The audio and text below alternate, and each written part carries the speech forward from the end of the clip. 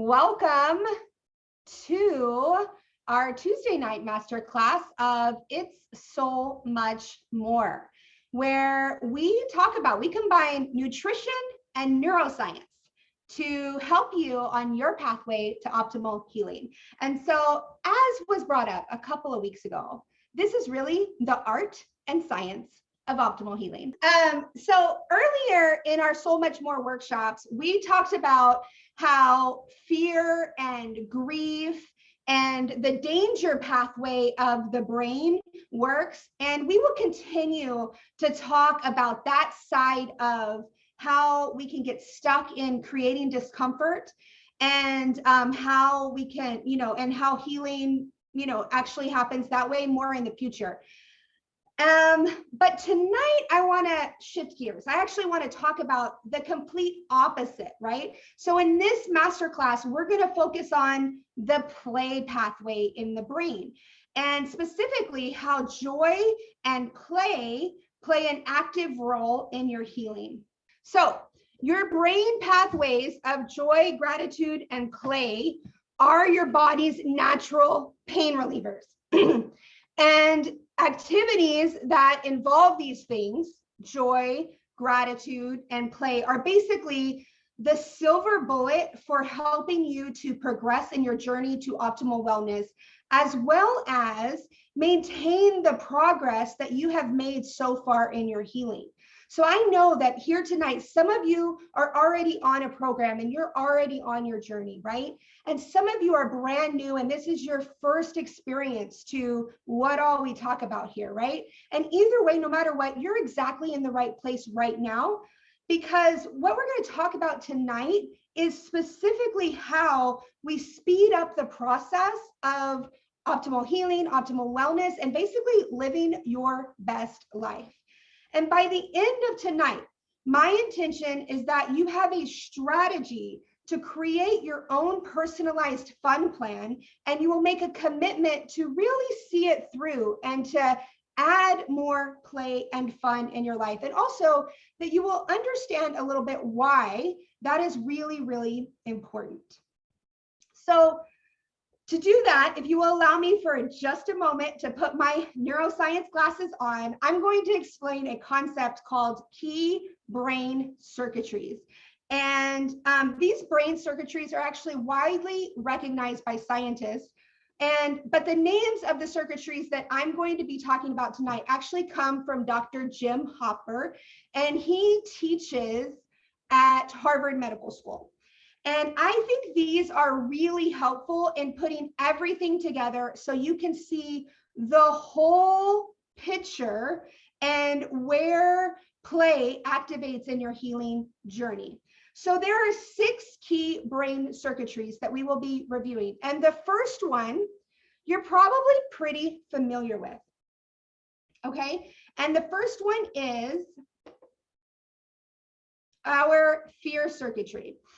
And the fear circuitry is what we actually talked about a few weeks back when we talked about stress causing our body and brain to get stuck, so to speak, in a disease state. The fear circuitry, to some extent, is always on, right? It's playing this role of smoke detector or watchdog, right? It stays in a constant state of lookout for danger or unpleasantness. And when it finds that danger or that unpleasant situation or experience that starts happening to us, it wakes up and it takes over. And when it takes over, it activates what is called the seeking circuitry. And the seeking circuitry is actually part of the larger reward center of the brain. This seeking circuitry has a lot of different roles, but it's basically responsible for anything that involves effortful activity, whether that activity is conscious or not, right? So when this seeking circuitry is triggered by the fear circuitry, because it has detected an unwanted sensation that we are experiencing, the seeking circuitry is enlisted for the purpose of seeking to avoid or to do something about this unwanted sensation or experience. Now, this could lead to a quick fix solution, right? Like popping a pill that takes the emotional or physical pain away, or using some other substance to distract from the sensation, or turning on Netflix or scrolling through social media for 4 hours to distract yourself from the unpleasant experience, right? It could also lead to seeking out positive and healthy strategies for growth. And we'll learn in just a little bit about how we can help the brain to actually make the decision between positive or negative in that moment a little bit easier in just a second. So after the seeking circuitry, we have the satisfaction circuitry. And this is another part of that larger reward center of the brain. This is where the body's natural opioids come into play. This system can be activated in a very short-lived form of satisfaction, like, for instance, an injection of an opioid drug that is designed to act directly on the system, and it releases opioids immediately into your brain. Or something that we take in that produces dopamine, really quickly into the brain, maybe like sugar or something like that. That is one way to activate the satisfaction circuitry. Or we can activate this brain center by something more long-lasting, like a feeling of joy and contentment and comfort. So there's a direct correlation between the type of path that's chosen in the seeking circuitry and the response in the satisfaction circuitry. So when we choose like a quick fix type of a path, we get a certain satisfaction in this satisfaction brain center. So the next part of the brain that is important to understand is the embodiment circuitry. And so this is the part of the brain that honestly is super fascinating, in my opinion. I feel like this is the part of the brain that puts us all together, because this is the part of the brain that allows us to know how it feels to be in our bodies, right? This is where in the brain we feel the sensations that are happening everywhere else below the neck, right? This is where we feel the emotions that are associated with those sensations. So when we're feeling something, maybe like if we're scared and we have a feeling in our body, and maybe that's tightness, or we feel like something in our stomach, or we have heaviness, in our brain, here in the embodiment circuitry, in the middle center of the brain, right, is where it is processed. And this is where it tells our body what to do with it, right? And this is where we learn to either move towards that because we want more of that, or to move away from that because we want less of that. Because as humans, we tend to move towards things that feel good in our bodies, and we move away from things that feel unpleasant in our bodies. And for the most part, this is a non-conscious reaction, right? This is how we are wired in our brains. The only problem is that often we do this in ways that aren't very sustainable or productive, like, maybe with alcohol or cupcakes or other forms of numbing distractions and addictive behaviors, like scrolling through social media or, anything else that we use to distract ourselves from life. So the next brain circuitry is the default circuitry. And I'm not going to focus on this too much today because it really doesn't play as much into your healing journey, really much at all, except that what's useful to know about the default circuitry is that this is basically what where your brain is active when it's not up to anything else, right? So this is the wandering thoughts, right? This is just, whatever else is going on when our brain's not doing anything else. Now, I will tell you, scientists have discovered that what happens is the default circuitry and the wandering thoughts start happening, and it usually comes back around and activates that seeking circuitry, because oftentimes when our brain is just wondering and it doesn't know where to go and it doesn't have direction, it starts to have thoughts like, well, what should I do about this? And what should I do about that? Or what should we have for dinner? And then all of a sudden, the seeking circuitry of the brain is activated again. and then it starts seeking solutions, right? But for the most part, this is kind of where in the default circuitry is where your brain activity hangs out when there's nothing else to do, right?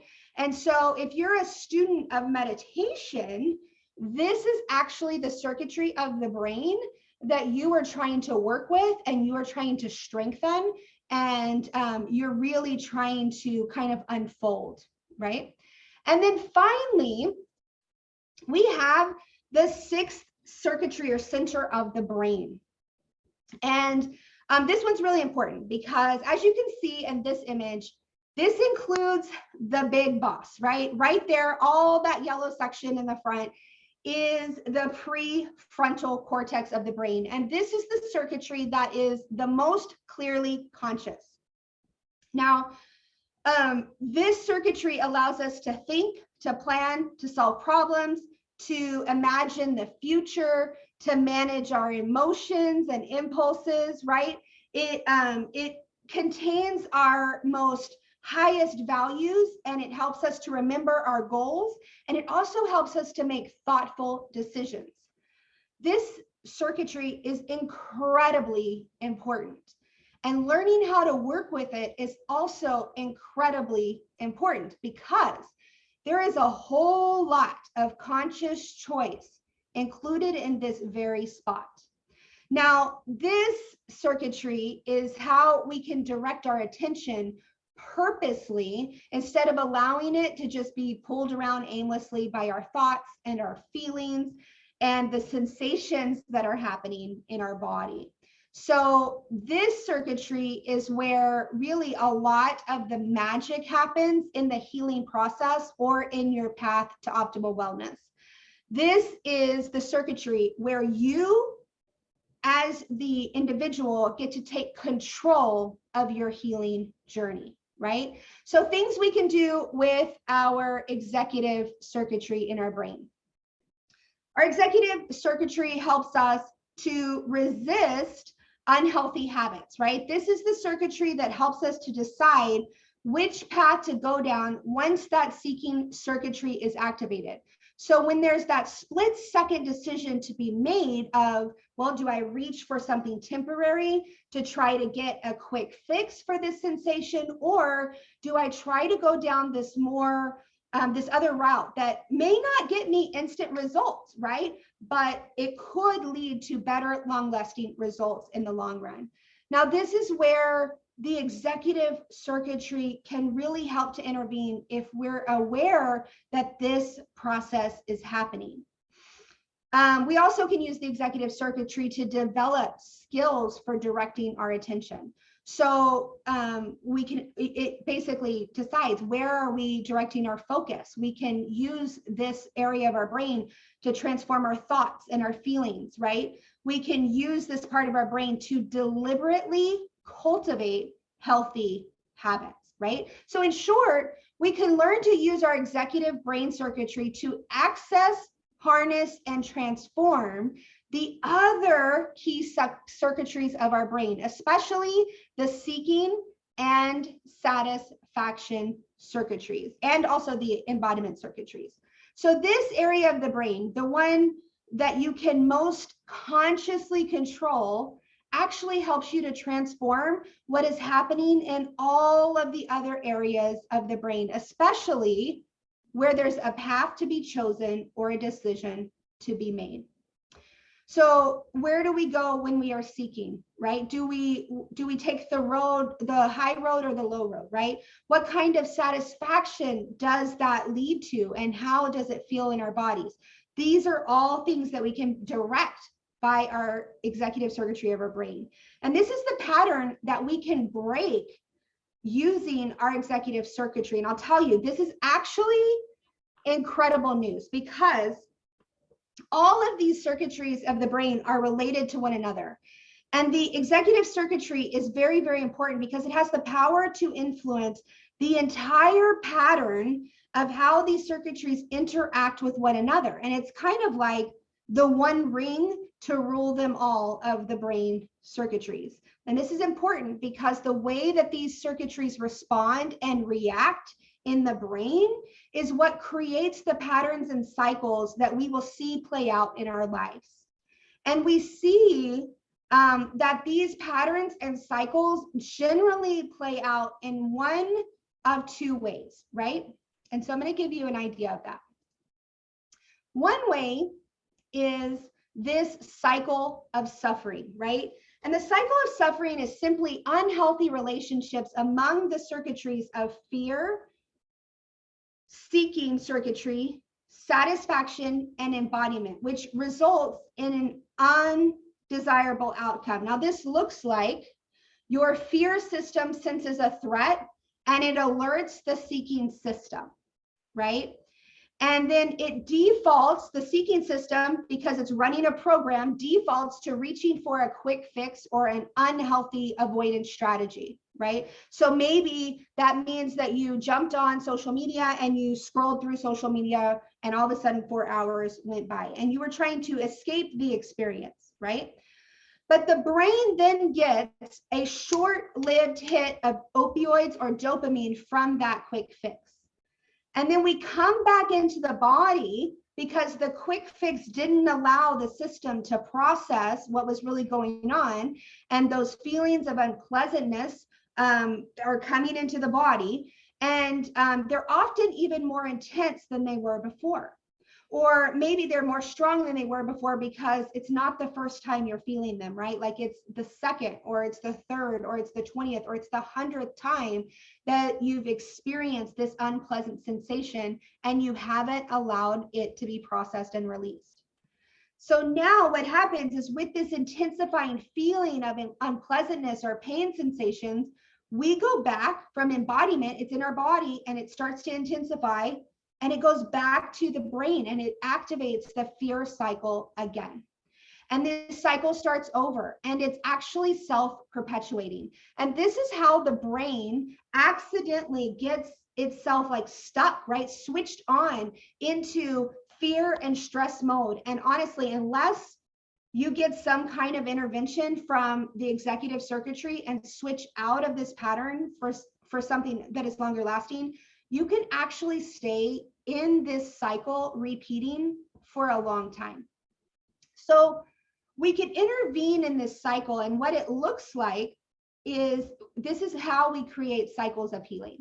So in the cycle of healing, in this model, the fear and unpleasant situation comes up. It wakes up the seeking circuitry, but instead of seeking avoidance, we consciously seek understanding and use support tools and learn skills to walk us through this journey, right? And we would ask, like, what does this experience mean? We would, seek to engage with the discomfort or the suffering in our body rather than to avoid it, right? Now, I want to be really, really clear. When you first start on this cycle of healing, the discomfort and the suffering is often still present, right? It doesn't just go away because you activate a healing program, right? It's a learned process, right? So the cycle of healing does not indicate the absence of suffering, but what we are doing is engaging with the discomfort to transform it and to process it, right? We're using it as a signal about what something else is happening in our body, rather than seeking to escape it or avoid it. Now, this is not always an easy thing to do. And this is why I suggest that we seek, for instance, find a support group from mentors and friends who are also going through a journey of transformation at the same time, right? We seek out nutritional support that helps us to create more space and slow the process of transfer in the brain from seeking, right, to embodiment, right? It allows us to create more space so that the body then has time to do the work to heal, right? These things help us to get through the process of engaging with difficult experiences. And in this cycle of healing, especially at first, discomfort is going to exist, right? There will be some feelings in the body. There's going to be some experiences in the brain. And in fact, and sometimes it kind of intensifies at first, right? Because that's part of the process of healing, because we no longer have the quick fix for the body to just distract with. So the body has to pay attention to it. And sometimes that makes it feel more in the very beginning, right? But this is just the way our brain works. So, but instead of being met with intensified feelings of fear and danger, we start to teach the body that this is where change begins to take place, and this is where the healing begins. So then the brain stops activating fear response and starts further seeking. And as it does, we go into accelerating and amplifying everything. And this is really where we can activate our healing journey in a whole new way. And that's when we're in a cycle of healing where we are directing our brain to consciously seek play, gratitude, and love. And in this cycle, you reap a hefty dose of dopamine and opioids from your brain that are our natural painkillers and our natural, healing responses, right? And we get, it helps us to not only feel more satisfied in life, but it will help to actively reduce any physical symptoms that are still lingering in your healing process. And you'll start to remember what it feels like to host these feelings of joy and giddiness in your body, right? You're going to start to more frequently feel those feelings. And once you begin to feel them, the body will really, the embodiment circuitry of the brain will crave them.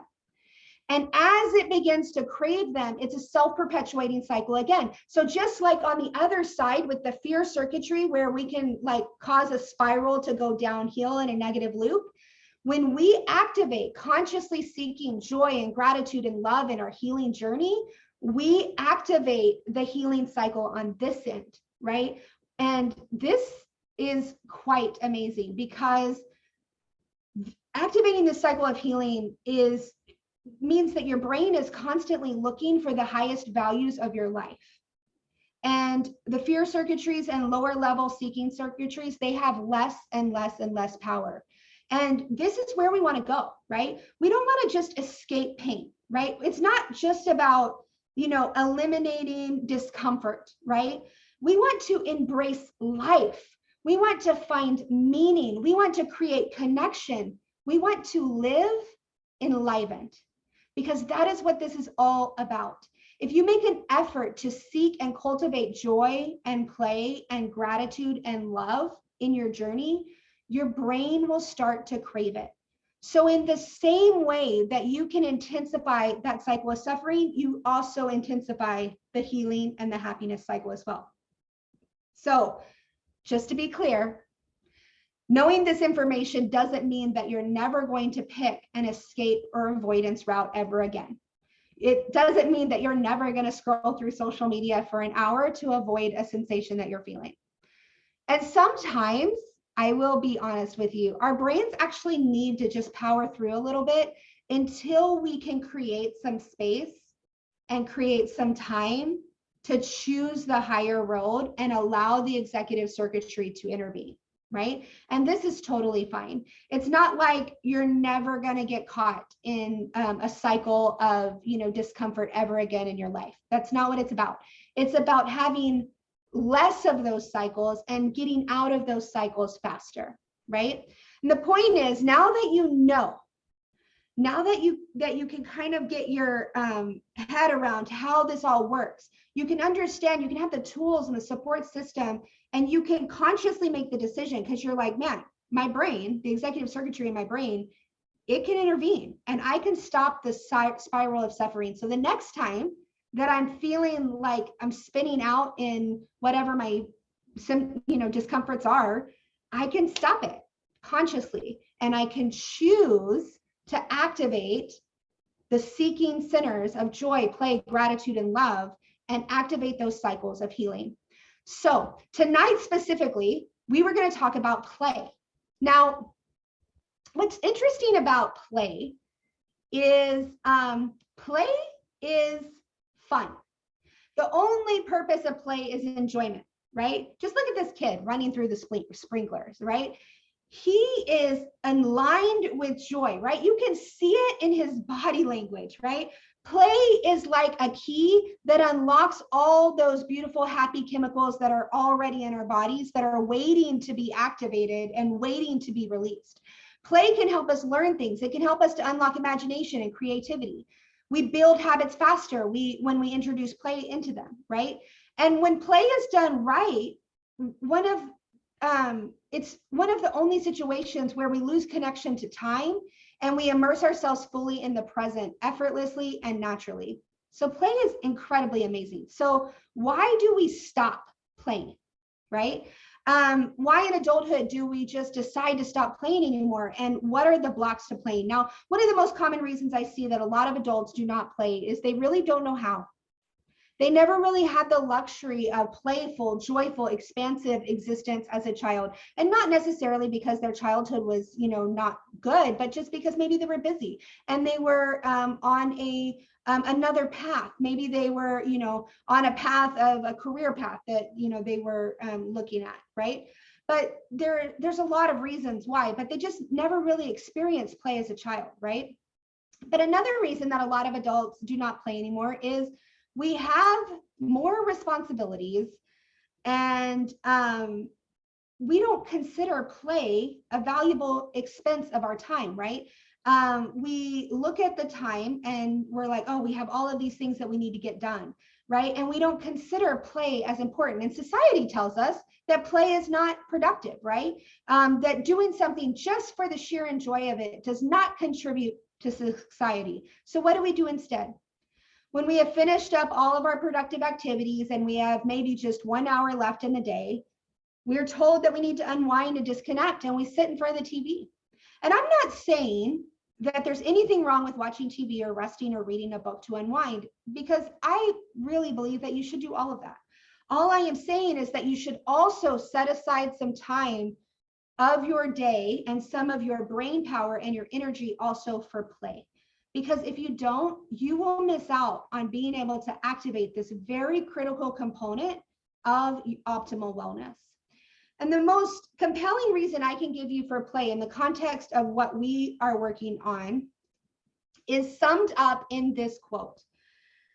And this is from Lynn Barrett. She's a researcher out of the University of Illinois. And she says, highly playful adults feel the same stressors as anyone else, but they appear to experience and react to them differently, allowing stressors to roll off more easily than those who are less playful.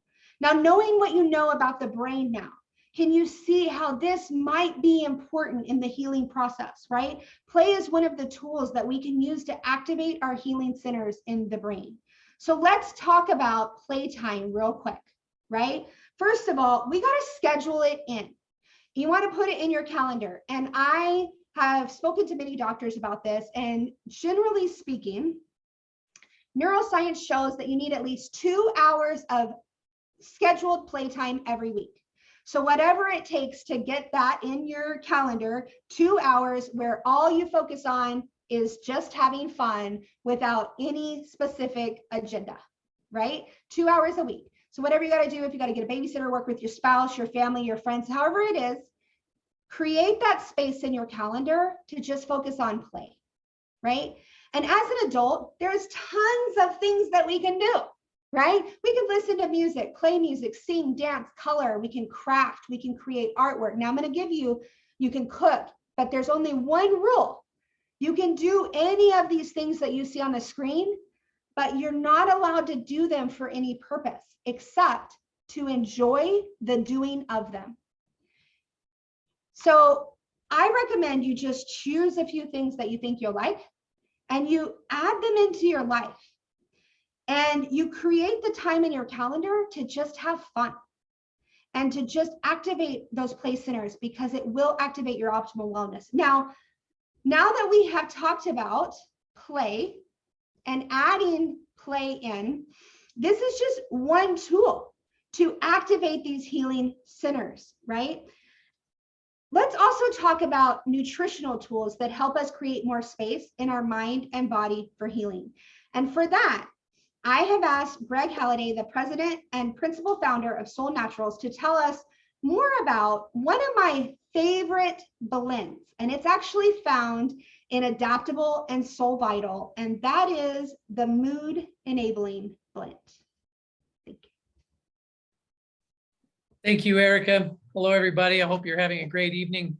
I love that presentation. Learned so much. I love those brain diagrams. And I actually love the play council. I believe in that. Yeah, thinking about the nutritional side of things, and thinking about everything that you've taught us tonight, Erica, a couple of thoughts came to mind that would describe this blend. Adaptable blend, as you said, it's in 2 different products in Solle. It's in the drink, in the green drink, and then it's also in a capsule form. And the only difference really is in the capsule is a double dose. So if you take 2 capsules, that's like taking 2 of the packets of the drinks in terms of this blend. There are some other things in the drinks in addition to just this blend, but just in terms of this adaptable, which is the mood enabling blend, the founding blend for Solle Naturals, and the one that was created in response to what we experienced through my wife's journey that you've mentioned before, and that you can find. I think her video is probably on our YouTube site. All of that led to this adaptable blend. And we learned a couple of things about it. And one, I was thinking the other day, listening to another presentation where somebody reminded us that actually in science now we can measure the energy level of cells, of all cells. And doctors, when it gets to a certain, I can't remember, would it be a hertz? I'm trying to think, what the measuring unit would be. They very often have a pretty good idea that at that point a cell will be abnormal because it's so low in energy. Or put another way, everything that our cells need to do to interact requires energy. And when there is absence of that, or when it's low enough, we're actually not alive. And so one thing that nutrition can do right out of the gate, when it's carefully chosen, when it's really dense, full of a lot of nutrients in good quantities, a lot of variety as well, filling needs and gaps that we're expending as we go through, all those cycles that are part of all of us, right? In those circuits, the brain circuitry and what it does, chemicals created, et cetera, et cetera, et cetera. Well, the nutrition can fill gaps. And what we learn is that nutrition can influence mood as much as anything else. Of course it can, because the same physics apply of energy. Well, adaptable, I think first and foremost, I could tell you, it's bringing plant energy in a wide variety of nutrients that have a direct impact on, of course, our well-being emotionally and mentally, because they are affecting the overall energy of the body. And I think we focus a lot on this blend in terms of its mood leveling, mood enabling. In other words, enabling us to do these things that Eric has taught us, engaging the executive function, the executive circuitry, that's something we can do. I think it's built into all of us. Choice is built into all of us. We can choose. It was built into us. I'm such a believer of that. And I love hearing what Erica taught, because what the circuitry shows is that our body, our brain, and these processes will reinforce our choice.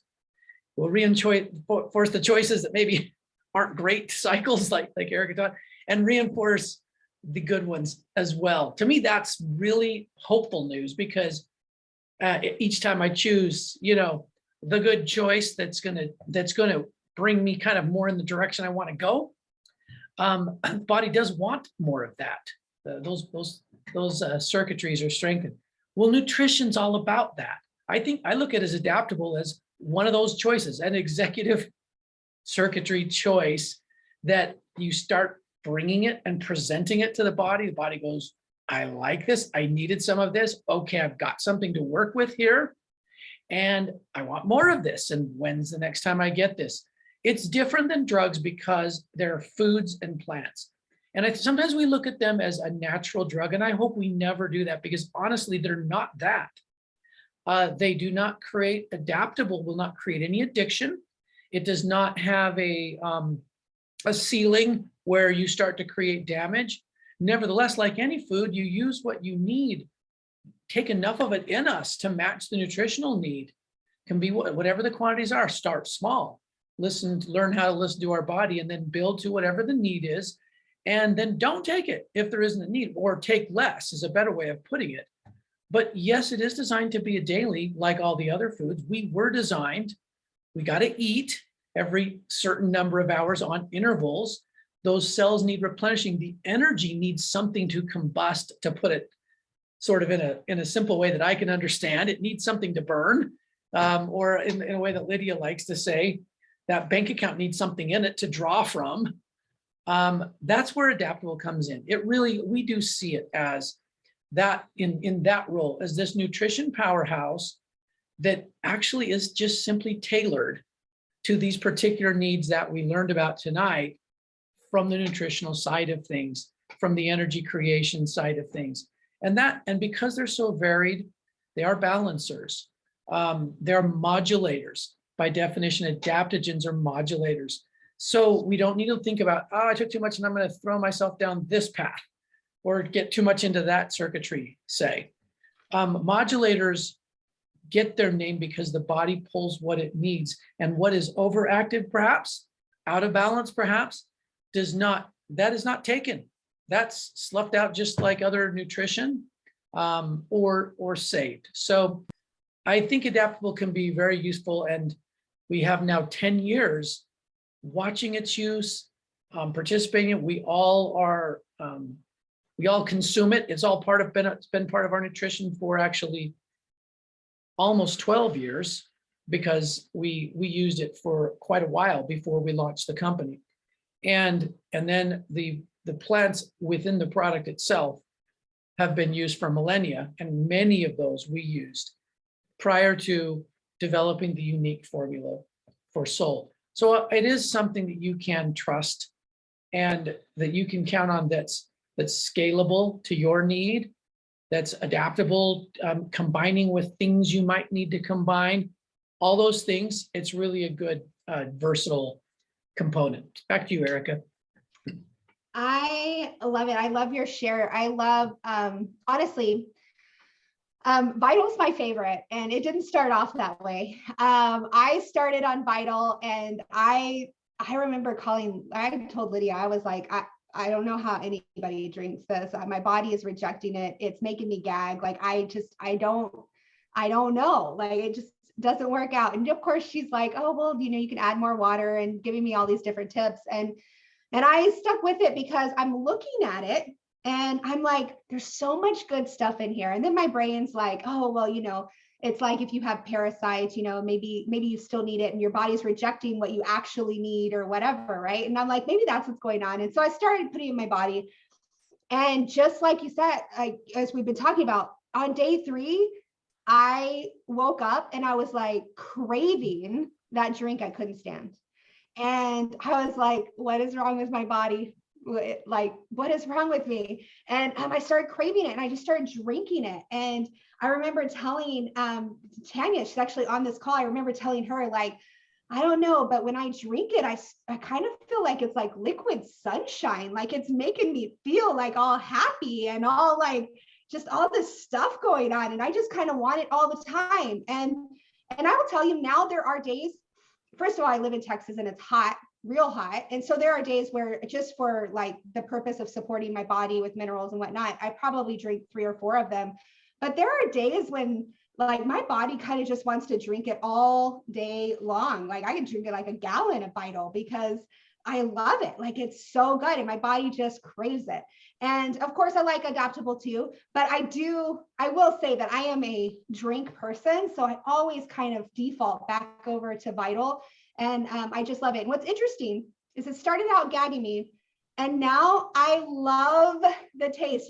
I don't really like to mix it with very many things because I just like it. Like, don't mess it up, right? Don't put anything else in it. Just keep it the exact way that it's supposed to be, put some ice in it maybe, and just, that's the way I like to have it now. And it's so interesting because that definitely was not my experience in the beginning.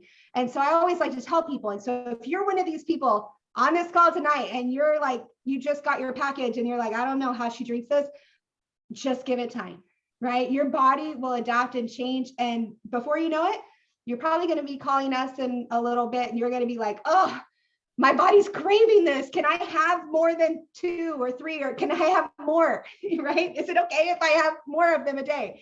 Because that's the way I was. And it's really, really, really incredible. Also, I'm going to come back to, if you're new here tonight, and this is your first time, I want you to know that we have programs that combined everything that we're talking about tonight. We combine the nutrition, we can combine the science and everything else. And one of the things I'll tell you about science and learning is it's scientifically studied. It's proven that just learning more about how your body works helps you to heal. Anyways, I just thought I'd put that out there because coming to these classes is helping you in your healing journey. You're learning about your body and you're learning how to put these things into practice. And the other thing that we combine, of course, is we have incredible guides and mentors here to coach you and help you on your journey so that when you do get stuck, when you do think the drink is about to make you gag and you can't go on, you have somebody working with you individually. Anytime there's a hiccup or bump in the road for you, or you have some discomfort that you weren't expecting, or like I said before, the discomfort gets, higher at the beginning, and before it goes away, you will have somebody to work with you through that process. And so we combine all that, people, products, and programs together to provide you the best solutions for healing and to help you on your optimal path. And we want to invite you to get back with the person that invited you here tonight and ask them about this, about the program that they'll have for you. They'll be able to give you more details about that. And I definitely want to invite you on this journey with us. And I can't wait to learn more about your experience in the future. And with that, I want to thank everybody so much. I know that there's so many things that you could be doing with your time. I love Phoebe had a comment about these classes have helped you so much. And I'm so glad. It's interesting preparing these classes. I always find some nugget and I'm like, oh, I'm not doing enough of that. I need to add that in. And so I love it. I love coming with you guys together and collaborating with you in all of our health journeys. I think it makes us better. And for that, I want to thank you so much. Have a great night. Bye-bye.